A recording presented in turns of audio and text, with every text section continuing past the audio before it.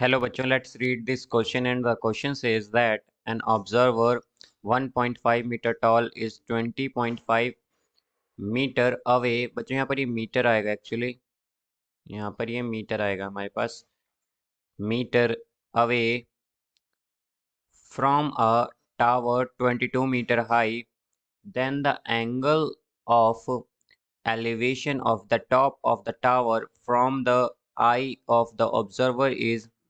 Now let's see the options. Option A 30 degree, option B 45 degree, option C 60 degree and option D 90 degree।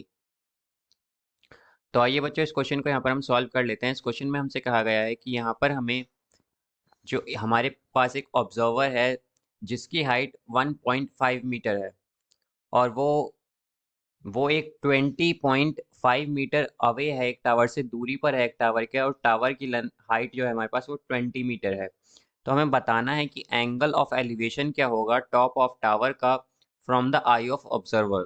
तो इस question में हम की concept use करेंगे, कि कॉन्सेप्ट यहाँ पर बच्चों हम यूज़ करेंगे tan theta is equal to perpendicular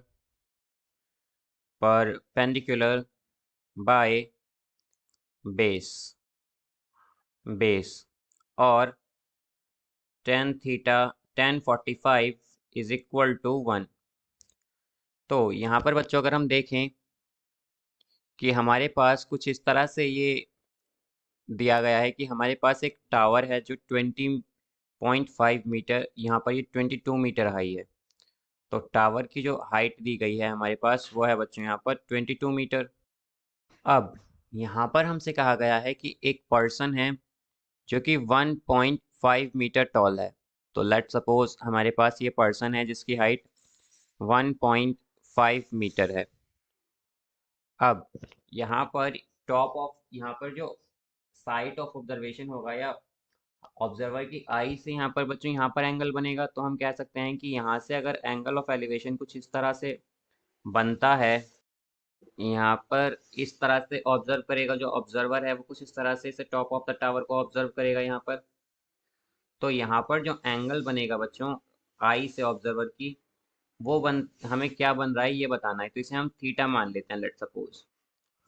तो यहाँ पर जो डिस्टेंस है यहाँ पर जो डिस्टेंस है ऑब्जर्वर और टावर के बीच का वो हमें गिवन है बच्चों, वो हमें यहाँ पर गिवन है 20.5 मीटर, 20.5 मीटर। तो यहाँ पर बच्चों अगर हम एक चीज़ देखें कि हमारे पास पर्सन की जो हाइट है वो है 1.5 और जो हमारे पास टावर की हाइट है वो है 22 मीटर, तो हम कह सकते हैं कि जो आई से डिस्टेंस होगा या हम कहें आई से जो हाइट होगी टावर की वो क्या होगी 22 माइनस 1.5, यानी कि 20.5 ही होगी यहाँ पर, ये 20.5 मीटर ये हाइट हमारे पास। तो यहाँ पर अगर हम बच्चों इसे ए मान लेते हैं, इसे बी मान लेते हैं और इसे सी मान लेते हैं, तो हमारे पास बी पर क्या बन रहा है, राइट एंगल बन रहा है यहाँ पर। अब यहाँ पर अगर हम देखें कि हमारे पास, तो जैसा कि जानते हैं बच्चों हमारे पास टेन थीटा जो होता है, टेन थीटा वो हमें रिलेशन किस में देता है, परपेंडिकुलर और बेस में। तो हम देख सकते हैं परपेंडिकुलर क्या है, यहाँ पर हमारे पास बी सी है, और बेस क्या है, बेस हमारे पास ए बी है। अब यहाँ पर अगर हम बच्चों देखते हैं कि हमारे पास जो बी सी की वैल्यू है वो क्या है, बी सी की वैल्यू हमारे पास 20.5 मीटर है और हमारे पास एस बी की वैल्यू भी 20.5 मीटर है। तो हम क्या कह सकते हैं, यहाँ पर टेन थीटा की वैल्यू क्या आ जाएगी, हमारी यहाँ से आ जाएगी 1। अब यहाँ पर बच्चों हमने की कॉन्सेप्ट में देखा था कि टेन की जो वैल्यू है वो 1 किस पर होती है, 45 डिग्री पर।